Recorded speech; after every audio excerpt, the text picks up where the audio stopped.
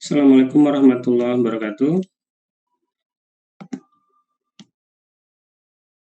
Waalaikumsalam warahmatullahi wabarakatuh. Sehat semua? Alhamdulillah sehat. Alhamdulillah, Pak.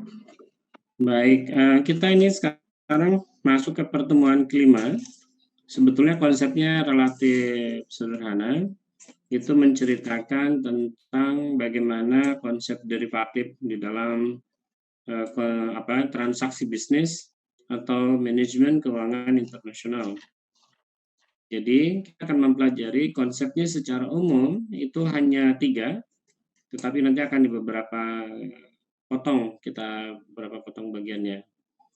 Nah, kita sebelum masuk ke sana kita pahami dulu definisi-definisi yang sifatnya umum dulu. Jadi apa itu derivatif pasar mata uang, apa itu alternatifnya, bagaimana fungsinya. Pertama kita pahami dulu apa itu maknanya derivatif. Jadi derivatif itu kontrak. Mudahnya itu kalau Anda ditanya derivatif itu apa? Derivatif itu kontrak. Artinya derivatif itu perjanjian antara dua orang atau lebih untuk menyepakati sebuah harga tertentu pada masa yang akan datang. Jadi inti dari derivatif itu, jadi dua orang berjanji untuk melakukan transaksi yang akan dilakukan di masa depan, perjanjiannya dilakukan sekarang. Nah, apa yang diperjanjikan? Yang diperjanjikannya itu aset. Istilah yang digunakan adalah underlying asset. Kemudian efeknya sendiri adalah merupakan turunan dari efek utama. Nah, efek utamanya itu apa itu efek utamanya? Efek utamanya begini. Jadi cuan yang menjadi pokok atau underlying itu pertama ada suku bunga. Jadi kita mempertaruhkan, menyepakati suku bunga lakukan di masa depan. Artinya begini, misalkan kami pinjam uang ke saya, pinjam uangnya nanti.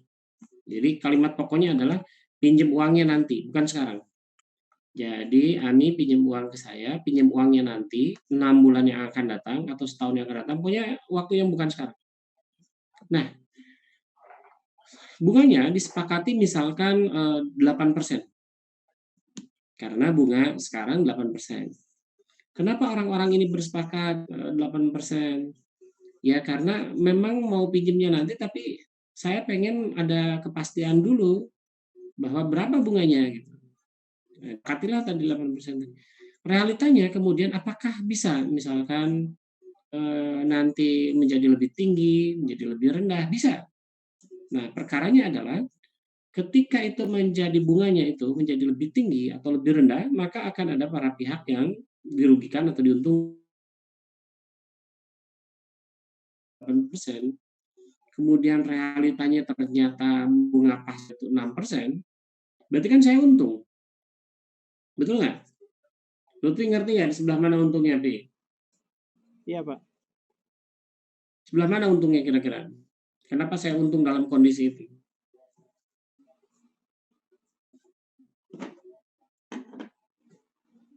Gimana, Pak? Putus-putus, Pak. Gini, saya ulang ya. Saya bersepakat dengan Emi untuk bertransaksi. Emi pinjam uang ke saya 6 bulan yang akan datang dan suku bunga yang disepakati adalah 8%. Transaksinya nanti 6 bulan yang akan datang, tapi sepakatnya sekarang. Biasanya itu untuk mengunci harga tertentu. Nah, realitanya kemudian 6 bulan yang akan datang. Ternyata suku bunga itu 6%. Kalau misalkan diteruskan, perjanjian itu diteruskan, Emi untung apa rugi? Kami rugi udah, Pak. Emi? Untung apa rugi? Ya, Pak. Ini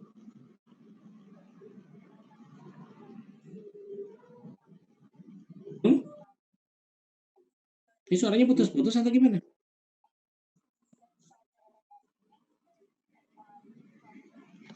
yang ditanya Ami atau Lutfi, Pak? Gini. Biar jaringannya bagus, semua kamera matikan.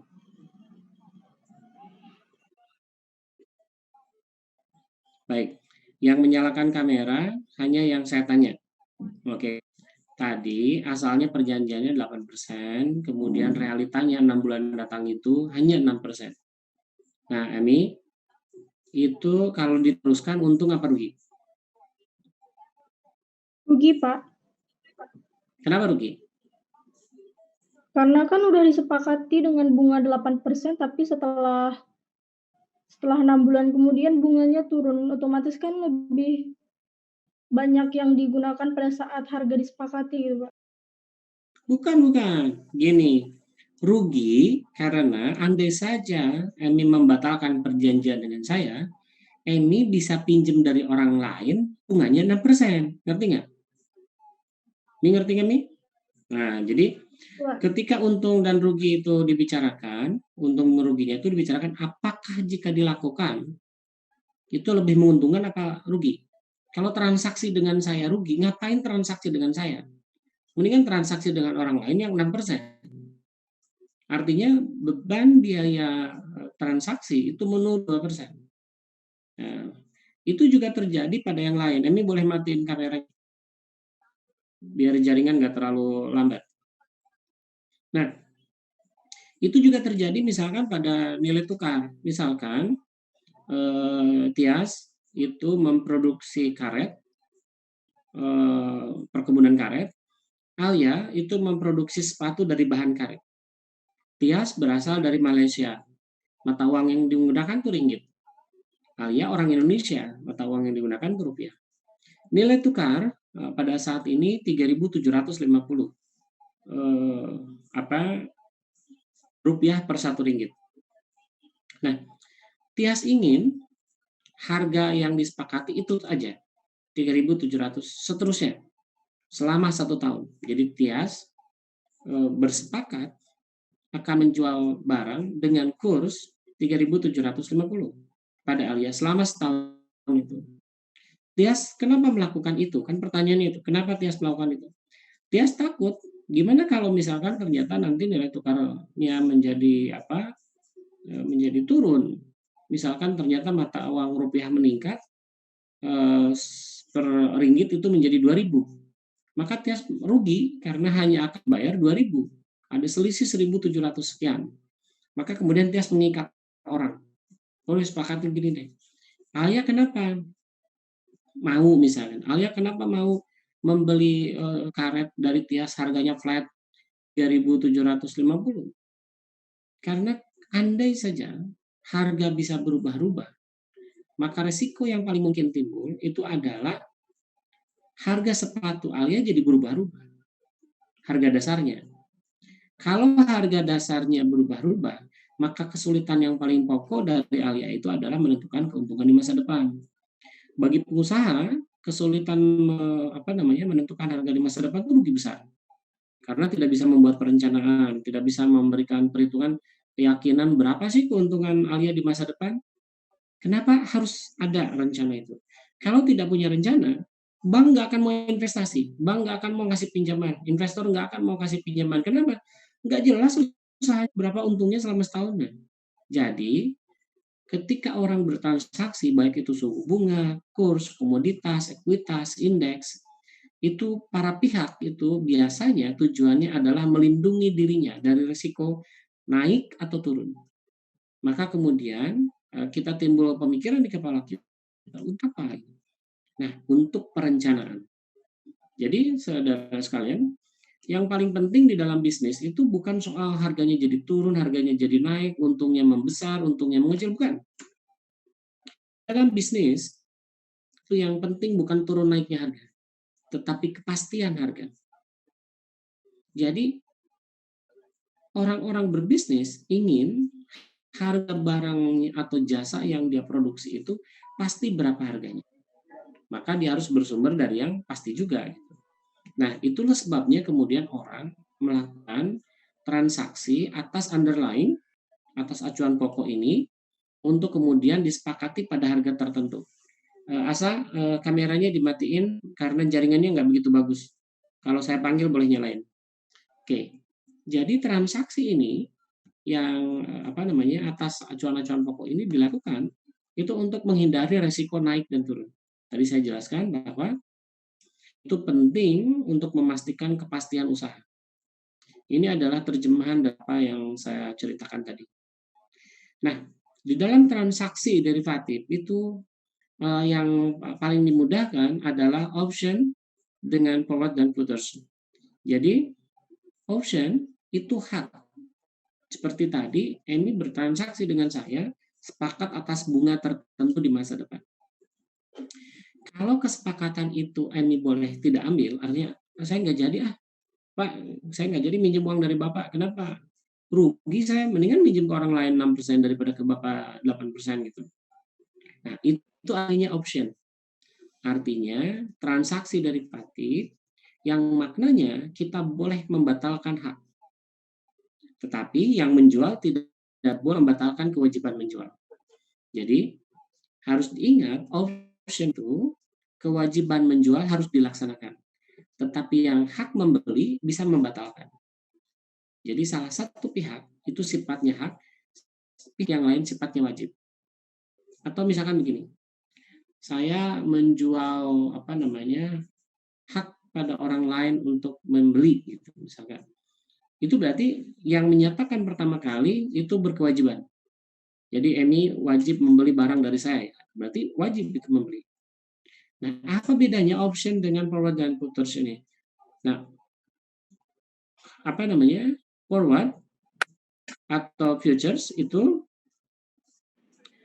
sifatnya kewajiban.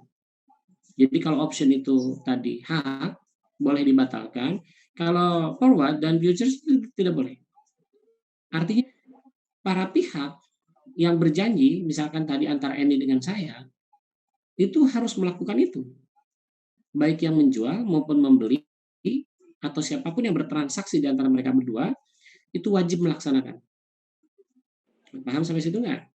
Jadi option itu sifatnya hak, boleh dibatalkan. Kalau forward dengan futures itu hak dalam transaksi jual beli dan wajib dikerjakan.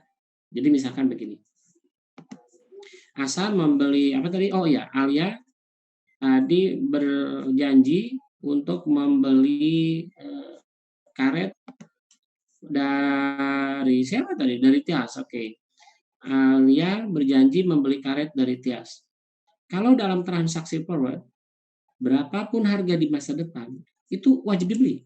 Misalkan Alia gini, wah saya nggak jadi beli Tias dari kamu, kenapa? Karetnya sekarang di pasar murah kok.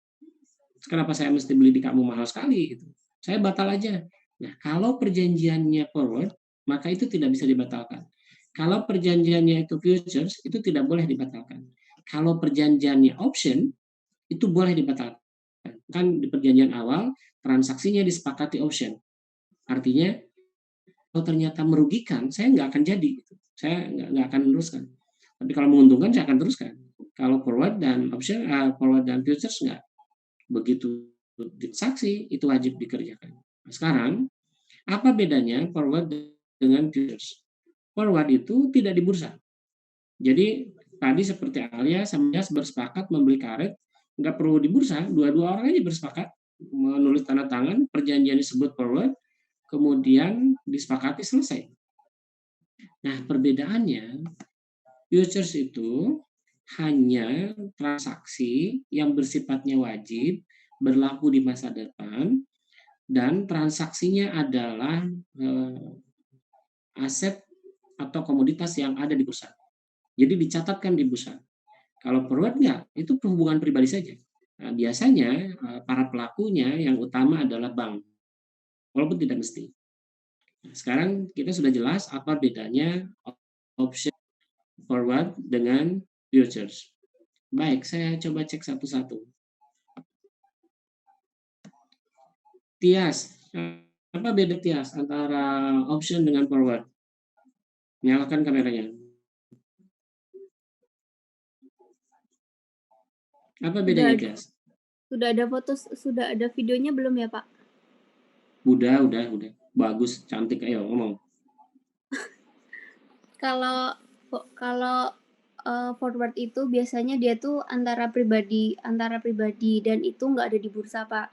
Tapi kalau option itu sifatnya wajib, mengikat. Jadi pokoknya itu wajib, terus habis itu mengikat di masa depan, terus itu transaksinya ada di bursa.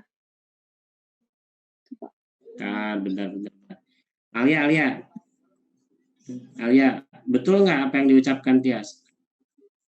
Alia nyalakan kamera sama suaranya. Boleh matiin kamera sama suara. Insya Allah benar, Pak. Waduh, kalau udah insya Allah melibatkan Tuhan itu. Emi, betul nggak Mi? Bedanya option dengan forward itu seperti itu. Kayaknya kurang Tias, tepat. kameranya Tias. Oke, Emi nyalakan kameranya. Gimana? Tadi forward sama future apa option, Pak? Forward sama option. Ya kalau option. Oke, Mi, gimana Mi? Kalau option itu sifatnya boleh dibatalkan, Pak. Kalau forward atau future itu sifatnya harus untuk dilakukan, nggak bisa untuk dibatalkan. Nah, itu aja jawabannya. Option itu hak, tidak boleh dibatalkan. Kalau forward itu wajib, tidak bisa dibatalkan. Sampai situ aja. Kalau ditanya apa bedanya forward sama futures, maka jawabannya yang tadi tuh yang dijawab. Yang forward itu tidak ada di bursa, tidak dilakukan di bursa, sementara futures itu dilakukan di bursa. Sekarang, lalu swap itu apa? Swap itu transaksi yang sifatnya bukan jual beli, tapi tukar menukar. Jadi ada dua orang bertransaksi, berjanji di masa depan akan saling bertukar. Jadi kembali ke cara masa lalu lah gitu. Cara masa lalu itu kan kalau berdagang itu bertukar. Nah, misalkan begini. Gimana sih proses bertukarnya? Irsyad itu memproduksi sepatu. Wahyu memproduksi tas misalkan. Keduanya bersepakat bahwa sepatu dan tas itu harusnya ada di toko sama-sama. Karena biasanya orang kalau beli sepatu sekalian beli tas. Maka Irsyad bersepakat dengan Wahyu.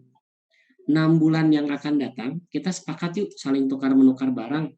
Saya akan memberikan pada Wahyu sekian unit sepatu, Wahyu berjanji akan memberikan sekian unit tas. Maka terjadilah transaksi saling bertukar barang, tetapi perjanjiannya dicatatkan sekarang, akan dilakukan nanti di masa depan. Paham sampai situ nggak? Paham apa bedanya swap? Oke. Jadi swap itu tidak ada transaksi beli. Yang ada adalah tukar menukar barang. Tetapi ujung-ujungnya sama nih, ya, memberikan kepastian apa yang akan terjadi di masa depan. Baik, dari cerita itu kemudian kita menjadi paham tuh, kenapa sih orang menggunakan derivatif? Ini ada urutan, ada apa namanya, ada 7 hal, tetapi secara umum bisa kita ringkas 2. Jadi alasan orang menggunakan derivatif itu ada 7, tetapi jika diringkas hanya 2. Pertama, orang melindungi diri. Namanya disebutnya hedging, atau biasa diterjemahkan sebagai lindung nilai. Orang melindungi harga atau nilai tertentu dari sebuah komoditas atau barang untuk dilakukan transaksi di masa depan. Dia melindungi harganya. Dia ingin harganya tetap sesuai dengan apa yang dia perkirakan. Yang kedua, orang melakukan transaksi derivatif itu karena mengambil untung. Nah, dia percaya 6 bulan yang akan datang, harga akan baik, dan saya akan mengambil keuntungan dari itu. Jadi, alasan penggunaan derivatif itu ada 7, Anda boleh menghafal, tetapi kalau Anda kesulitan menghafal, hakikatnya ada 2. Pertama, melakukan lindung nilai. Yang kedua, itu melakukan pengambilan untung. Nah, siapa yang mengambil untung? Pengambilan untung biasa dilakukan oleh orang yang bertransaksi untuk semata-mata mengambil untung. Dia tidak berniat melakukan lindung nilai siapa-siapa. Dia toh tidak bertransaksi di dalam hal itu. Tidak ada proses dagang yang dia lakukan. Dia semata-mata membeli transaksi itu hanya dengan tujuan mengambil untung saja. Jadi kalau kita mendengar cerita tadi, karena kita bagi 2, maka transaksi hanya dilakukan oleh 2 orang. Pengguna akhir itu yang tadi lindung nilai. Jadi dia mau melindungi transaksi di masa depan dengan nilai tertentu atau hal tertentu. Yang satu lagi pialang. Pialang itu melakukan transaksi semata-mata karena dia ingin mengambil untung.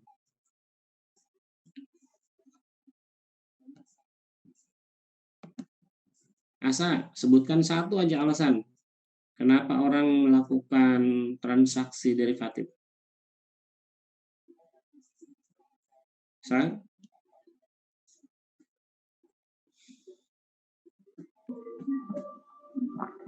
Ya, kenapa orang melakukan transaksi derivatif? Untuk mendapatkan keuntungan di masa mendatang, Pak. Karena ada keyakinan akan mendapatkan. Oke. Wahyu sekarang, Asa boleh matiin. Asa boleh matiin kameranya. Wahyu, sebutin satu lagi.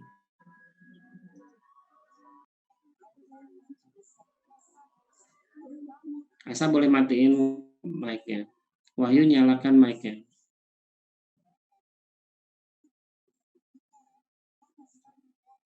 Wahyu.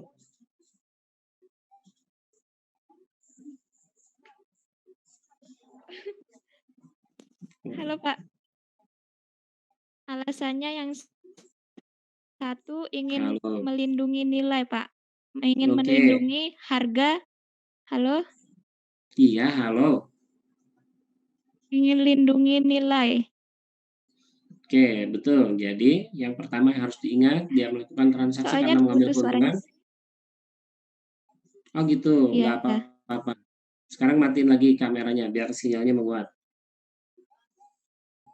Oke, jadi yang harus dihafal sebetulnya 2 saja setidak-tidaknya. Tapi kalau misalnya orang nanya 7, ya Anda terpaksa harus menghafal yang ini. Jadi pertama, itu untuk peralatan mengelola risiko. Hedging itu kan artinya itu, mengelola risiko. Pencarian untuk hasil yang lebih besar, nah untung. Biaya pendanaan yang lebih rendah, nah nyari keuntungan. Kebutuhan yang selalu berubah, bervariasi. Jadi alasannya kenapa sih saya melakukan derivatif? Karena harga-harga tuh berubah. Karena harga berubah, saya ingin memastikan satu harga. Kan itu hedging. Nah, jadi sebetulnya memang harus menghafal ini ke-7-7-nya. Tapi kalau Anda lupa, ingat saja yang 2. Kemudian Anda kembangkan. Agar kemudian menjadi 7. Ya. Berikutnya, ini adalah gambaran dari karakteristik derivative market. Jadi ada forward market, ada futures market, ada option market. Yang paling Anda harus pahami adalah pertama, forward itu betul-betul transaksi antara 2 orang saja. Tidak perlu ada lembaga perantara dan seterusnya. Dan sifatnya kalau forward dengan futures itu wajib. Sementara option itu sifatnya fakultatif. Artinya boleh tidak dikerjakan, boleh tidak direalisasikan. Transaksinya itu option itu ada 2. Ada put, ada call. Call itu untuk membeli, put itu untuk untuk menjual. Sementara pada yang lain juga sama, tetapi jarang diterjemahkan seperti itu. Nah, kita memperhatikan seperti ini sebetulnya maka kita bisa beranggapan bahwa swap itu sebetulnya bukan bagian dari derivatif. Swap sebetulnya bukan bagian dari derivatif, tetapi karena ada komoditas yang digerakkan, maka kita sebut dia sebagai derivatif. Sekian pertemuan hari ini. Ada yang belum diabsen? Absennya udah semua? Sudah, Pak. Sudah, Pak. Sudah, Pak. Jawabnya. Sudah, Belum, Pak. Absennya tadi ada di mana? Bentar. Ini absennya. Ada di chat, Pak. Iya, udah saya, tapi yang baru masuk nggak bisa baca. Nih, udah saya tulis ulang. Udah bisa? Siapa yang belum? Sudah, Pak. Baik. Saya belum, kita Pak. ketemu sok di apa namanya? Di absen dulu, asal di absen dulu. Ini mohon diingat ini sudah pertemuan ke-5, berarti kita tinggal 1 pertemuan lagi. Pertemuan ke-7 itu sudah UTS. Pertemuan U7 Anda hanya mengumpulkan hasil ujian berupa laporan interest research dari 1 sampai bab 3. Mohon diingat, pada ketika Anda mengumpulkan pada hari H-nya, itu tidak bisa ada perbaikan sama sekali. Jadi saran saya, kalau misalkan Emi udah beres, dia sudah beres, Asal udah beres, Al udah beres, kumpulin dulu deh. Liatin ke saya sebelum masa UTS. Jadi kalau sudah masa UTS masuk, Anda sudah mengumpulkan, itu tidak boleh diperbaiki lagi. Jadi Anda harus mengumpulkan seminggu, 2 minggu dari sekarang, jam 7 pagi. Dan sesudah itu tidak ada tidak ada proses perbaikan sama sekali. Jadi saran saya, kalau misalkan Eni, Alia, Irsyad, lagu-lagu, Bapak saya ragu, bagus nggak ya tulisan saya, kirimin dulu ke saya sebelum waktunya UTS. Kalau ternyata kata saya kurang bagus nih, ini perbaiki, ini perbaiki. Nah, jadi kan bisa diperbaiki. Gitu ya, ada pertanyaan?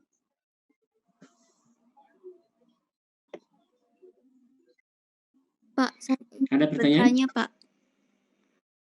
Iya, gimana Tias? Itu Pak, yang metopennya maksud Bapak Kopas itu seperti apa ya Pak? Saya nggak jelas suaranya, bisa diketik nggak? Oh iya Pak, saya diketik di chat coba. Yang lain boleh kalau ada pertanyaan tulis di chat biar saya baca.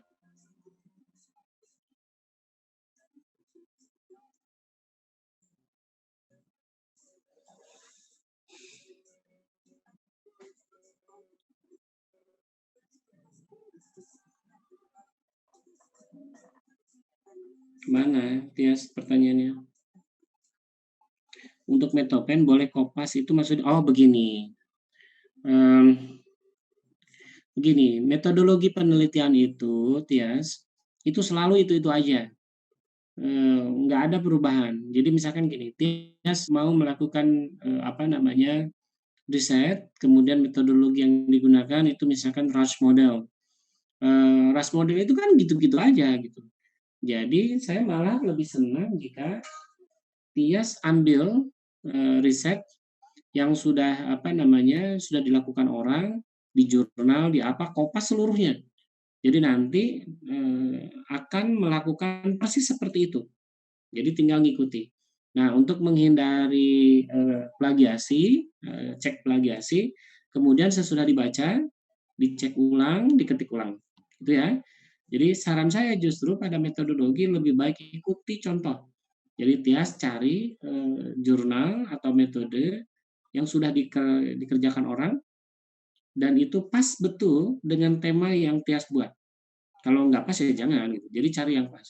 Izin bertanya terkait kelompok, apakah naskahnya dikumpulin 1 atau 2? 1. Jadi kalau misalkan Anda berkelompok bertiga orang, misalkan Anda kelompoknya 3 orang, berapa yang dikumpulkan? 1 saja. Kalau saya berkelompoknya 5 orang, ya 1 aja. Nggak perlu 5-5-nya mengumpulkan gitu. Jadi kalau Anda perorangan, kirim perorangan. Kalau Anda berkelompok, kirim berkelompok. Ada pertanyaan lagi? Tidak ada? Ayo, ada pertanyaan lagi nggak? Masih ada waktu 9 menit. Atau pertanyaan tentang materi tadi, boleh? Saya sambil. Boleh, gimana ya?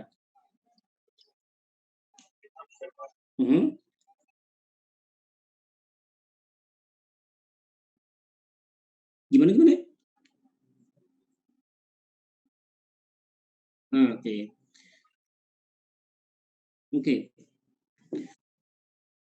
Oke. Option itu sebetulnya lindung nilai yang relatif tidak dilakukan di negara-negara Muslim, karena itu banyak orang yang mengharamkan. Jadi tingkat ketidakpastiannya tinggi, gorornya tinggi. Karena gorornya tinggi, maka kemudian tidak dikerjakan. Jadi kalau misalkan option mau dikerjakan bisa saja sebetulnya. Tetapi orang kemudian relatif mengambil pasar di luar. Jadi kalau misalkan Ahyar membuat riset pun tentang option, itu relatif datanya penelitian tentang option option itu relatif juga masih sedikit. Jadi kalau ayah tertarik itu bisa. Tetapi nanti harus menyatakan misalkan ya option itu seperti apa, nanti dari sisi keuangan syariahnya bagaimana gitu. Nah, nanti ujung risetnya harus ada gambaran tentang sisi syariahnya. Tapi menarik kalau dikerjakan, asal bisa punya pemahaman yang bagaimana konsep syariah di dalam option. Gitu ya, akhirnya pasar option di mana aja bisa dibaca di buku saya sudah menjelaskan lebih lengkap di situ.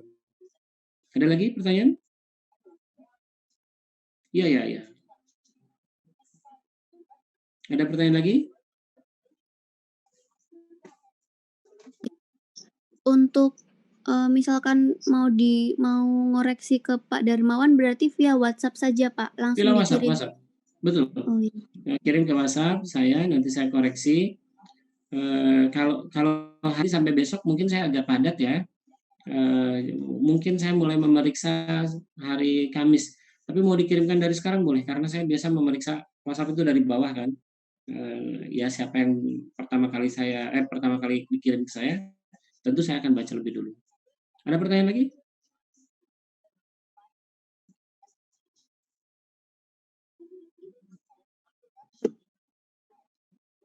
Gimana Mi? Ini mau tanya? Enggak, Pak. Enggak sengaja mijit.